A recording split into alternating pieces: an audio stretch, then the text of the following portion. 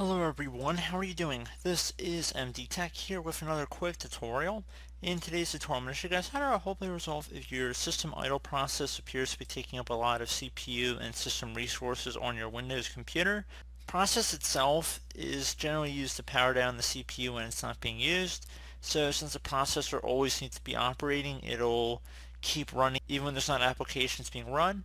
So generally speaking, it's running in low power state, so when a task appears, it'll take some of the resources that the system idle process is using just as storage for processing requirements. So if you notice you're just experiencing a high amount of utilization though through the system idle process, it might actually be an issue that it's interrupting the process a bit. So we're going to go ahead and jump right into it, and we're going to start by opening up the start menu. Type in CMD. Best match to come back with command prompt or CMD here. You want to go right click on it and then select run as administrator.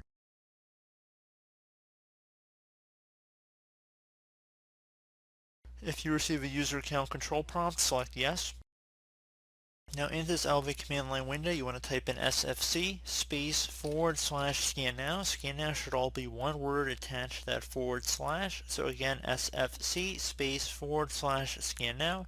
Hit enter on your keyboard to begin running the scan. So it will take some time to run as it states here.